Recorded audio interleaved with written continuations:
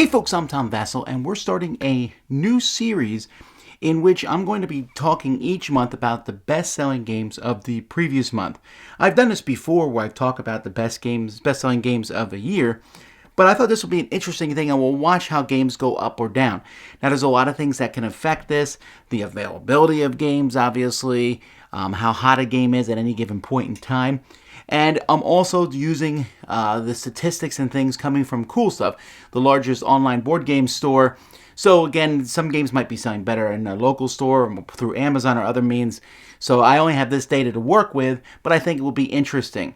So today we're just going to give you some starting data points, but as each month goes by, I'll tell you how long it's been in the top 10 list, and we'll see what happens, okay? So first of all, we're going to start with, I should mention I'm going by number of units sold here. And so number 10 is Star Trek Frontiers Return of Khan. This is kind of a surprise to me. This is an expansion for Star Trek Frontiers, which was a reworking of Mage Knight, Mage Knight, the board game.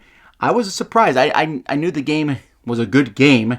I didn't know it was that popular, especially for this. But I think Khan himself is very popular. Number 9 is the Great Western Trail.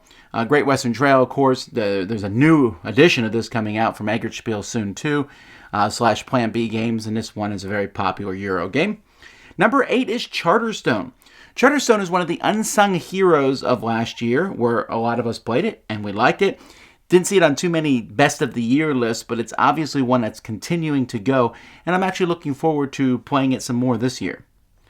Number 7, Terraforming Mars, Hellas, and Elysium. This is basically just a board for Terraforming Mars, but Terraforming Mars is that popular that this expansion, which isn't even the newest expansion, is still pretty high on the list.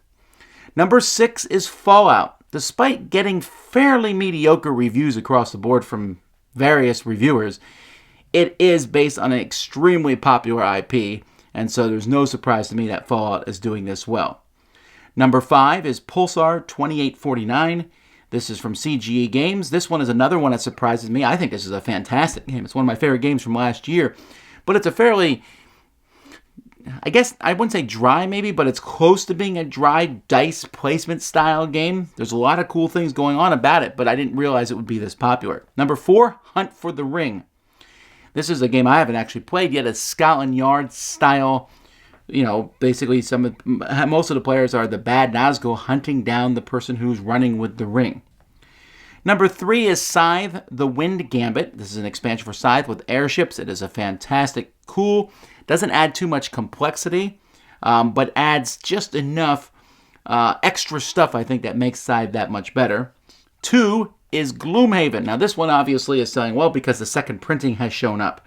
And so I don't know how long Gloomhaven will stay on the list, if not because it's not popular, but because it's going to sell out. And I would not be surprised if a third edition shows up at some point. But this one is doing extremely well. And the number 1 game is Terraforming Mars Venus Next, or the expansion. So both the Terraforming Mars expansions are on the list, although Terraforming Mars itself didn't hit the top 10, but that's probably because a lot of people already own it, and now they're hunting down the expansions. If you go by sheer numbers, Gloomhaven moves into number 1, Venus Next moves into number 2, which is pretty impressive considering it's not that expensive in an expansion, so a ton of units must have sold.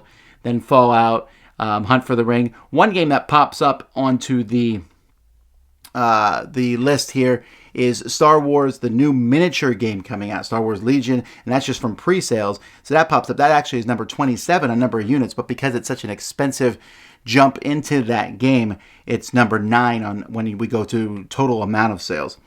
And another newcomer that's on the list, which I think we'll see hit the top 10, is Stuffed Fables. So that will be interesting to see where that ends up. All right, well, I'll see you in March where we look at the best-selling games from February. Until next time, I'm Tom Vasel, and you've been watching The Dice Tower.